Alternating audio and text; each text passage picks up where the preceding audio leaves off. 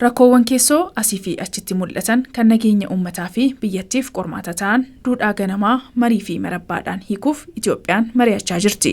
Marii kanaan bakka buutonni hawaasaa 4,000 ol guutuu biyyattii irraa bobba'uun hirmaachaa jiru. Mariin biyyaalessaa rakkoowwan uummattoota gidduutti mufii uumuun madda walitti bu'iinsaa ta'aa turan hiikuun olitti aadaa wal dhaga'uu fi mariin rakkoo keenya hiikuu gabbifachuun keenya tokkummaa sabdaneessummaa keenya kan cimsudha jedhu hirmaattonni marichaa. የነበረና ለመግባባት የነበሩን ቁርሾች በሙሉ mariin biyyaalessaa rakkoowwan keenya furuun olitti fakkeenyummaa guddaa biyyoota biroof kan qabudha. kun baay'ee na gammachiisa. እንቅስቃሴና ትብብር እጅግ በጣም የሚያስደስት ነው። ስንመካከር አንድ እንሆናለን።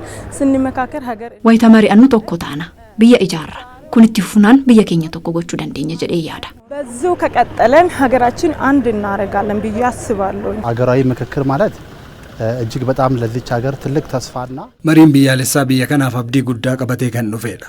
har'a biyyaa miti maatiin illee marii qaba. marii keessaa immoo walii galteen jira. mariin kun yeroo ammaa nu afrikaanotaaf baay'ee kan nu fayyadudha. keessumaa Itoophiyaan biyya guddoo seenaa boonsaa qabdudha. har'as rakkoo keenya mariin hiikkannee biyya keenya boqonnaa seenaa biraatti ceessuuf carraa nuuf kennameedha jedheen yaada. እኩል እቺን ሀገር የምናሻግርባት ትልቅ እድል ነው ብዬ ነው የማስበው። mariin biyyaalessaa dhimma biyya egeree dhaloota dhufuuf ijaaruuti.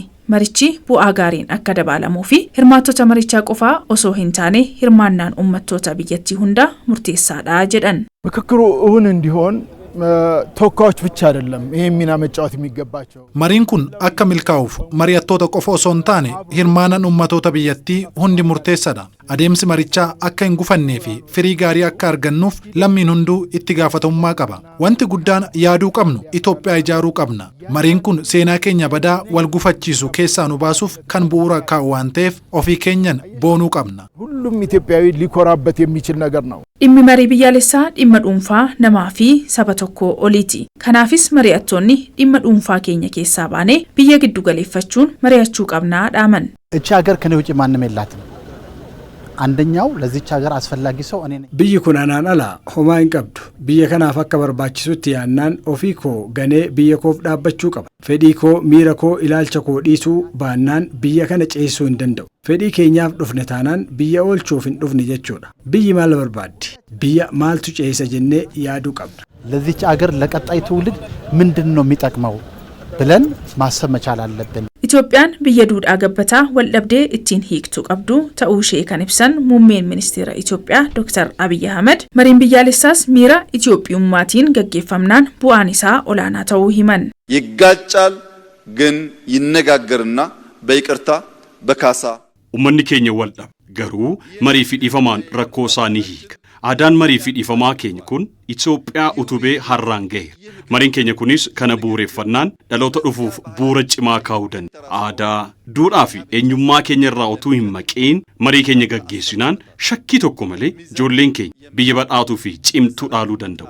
ካለምንም ጥርጥር ልጆቻችን የበለጸገች የጸናች ኢትዮጵያን መረከብ የሚችሉ ይሆናል።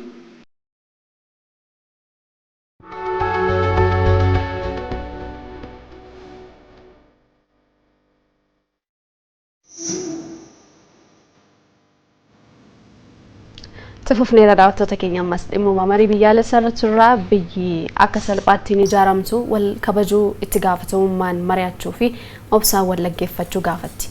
Akkaataa yeroo kanaa wajjin deemnu kallattii irra jirru irra deebinee ilaaluuf akkasumas warri kaan akkamitti akka yaadan hubachuuf dhimmoota wal nu dhabsiisan furree fi cabaa seenaa keenyaa suphuuf mari'achuun keenya baay'ee fayyadamna.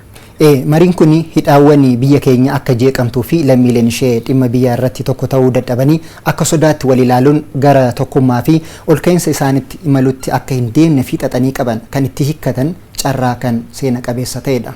biyya keenya hin dabarsinu kan jedhan abbootiin keenya diina dura dhaabbatanii gaaraa fi dachaa bu'anii aarsaa kaffalanii Itoophiyaa birmadummaa qabdu har'a nuun gahaniiru. rakkoolee hawaasummaa, dinagdee fi siyaasa biyya keenya keessatti mul'ataniif sababni guddaan waliigaluu dhabuu keenyadha. humnoota Itoophiyaa balleessuu barbaadan hundaaf balbala saaqee kan nu miidhees waliigaluu dhabuu kanadha. garuu gargar ba'uun keenyaa fi waliin dhaabbachuu dadhabuun keenya qabeenya keenya nu saamsee jira. isa harka keenya jirus sirnaan akka hin fayyadamne gufuu nuti ta'aa turee jira. faayidaa biyyaalessa keenya waliin akka hin kabajnee fi hin kabachiisnes daangaa nuti ta'aa akka turedha. Rakkoolee hammannee baannee tururraa furmaata waaraa barbaaduun waan fayyaduuf Itoophiyaanonni biyya isaanii jaallatan walitti qabamaniiru. Mariin kun hunda hammata ta'uun sabummaa amantii saalaaf sadarkaa aangoo osoo hin qoodin yaadni hawaasa hundaa bilisaan akka dhiyaatuuf loogii malee carraa kan saaqedha. Ministeerri muummee Dr. Abiy Ahmed sirna eegalchiisa yaa'ii marii biyyaalessaa kaleessa jalqabame irratti ergaa dabalsaniin milkaa'ina marii kanaatiif yaada gooxii keessaa bahuudhaan yaada olaanaa Itoophiyaaf ta'u irratti mari'achuu fi waliigaluun barbaachisaa akka ta'es dhaamaniiru. Imaanaa guddaa biyyi dhaloota kanatti kennite hubachuun dogoggora kaleessaa irraa barannee fi caba seenaa suphinee Itoophiyaa ijoollee keenyaaf dabarsinu yaadaan yoo mari'annuu fi dhimma keenya mariidhaan yoo hiikannu hidhaa Itoophiyaanummaa keenya lamuu akkaataa hin cinneen hidhamaa jedhan. Beeteleem Girmaatu gabaase.